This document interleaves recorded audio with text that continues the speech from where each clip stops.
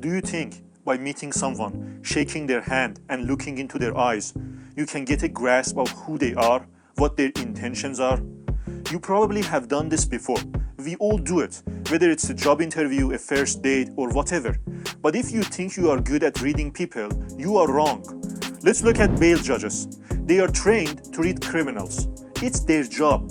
They look at the person's eye before making decisions.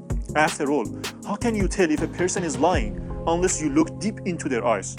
So they did a research on a group of bail judges in 2017. The results were shocking. Computer programs, just by accessing the background of the criminal, performed 25% better in making the right decisions compared to the judges that not only had access to all this information, but they were also able to see the person and look at their eyes. This created some puzzles for researchers. How is that meeting a stranger can make us worse at getting to know their personality? Why can't we tell when the stranger in front of us is lying to our face? We all think we can make a decision about someone just by looking at them, but the truth is we really are not good at this. Malcolm Gladwell, in his book called Talking to Strangers, What We Should Know About the People We Don't Know, talks about why we are so bad at judging others and what to do about it. In this summary, I'll share with you 3 key lessons from the book that I learned. Before we jump into the lessons, take your time to smash that subscribe and like buttons because we have one book summary every single week that can help you to build the life you really want. Subscribe, you don't want to miss those. Now let's get started. Lesson number 1. Humans are naturally bad at detecting lies. Do you think you would be able to spot a Cuban spy if you worked with one? Ana Montes worked for the DIA and gave all sorts of US secrets to Cuba without getting caught. It's not like that she was a brilliant spy, she was actually terrible. When they caught her, she had the codes that she used to communicate with her handlers in her purse. There were so many red flags about her, but nobody thought anything beyond a faint feeling of suspicion. People in the DIA thought she just acted like a spy, so they believed in her despite so many red flags. This is something we all do, and they call it the default to truth. We tend to believe that people are telling the truth, even we may have some doubts. We default to truth unless we have enough evidence that they are lying.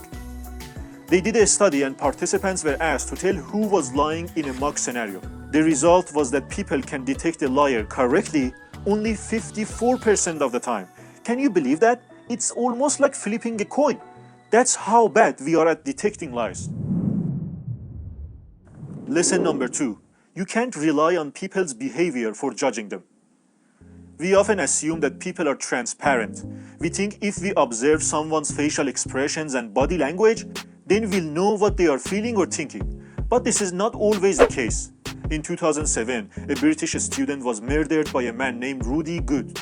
At first, the police suspected her roommate, Amanda Knox. They came to a bizarre conclusion about Amanda's motives. They only used her actions after the murder to point her as a suspect. They were convinced that Amanda was guilty because she appeared nervous and her behavior seemed to indicate guilt. But in reality, she wasn't guilty at all. She was just nervous because she didn't know what else to do while being interrogated.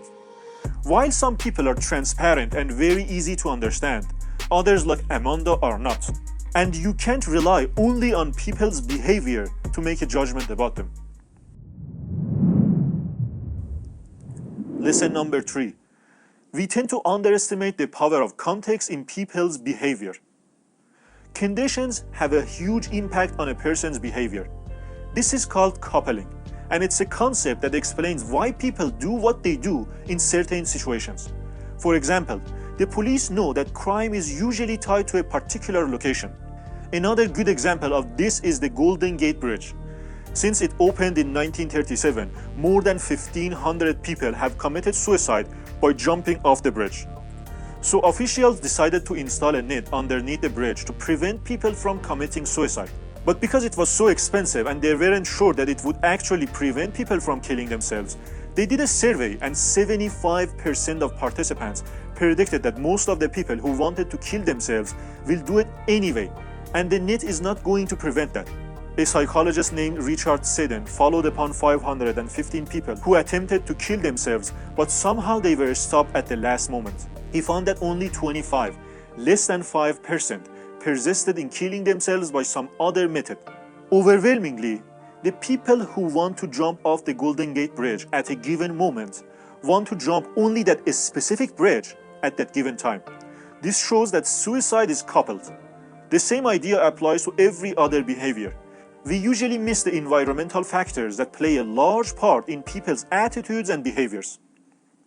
So to summarize, the first set of mistakes we make with strangers is the default to truth and illusion of transparency.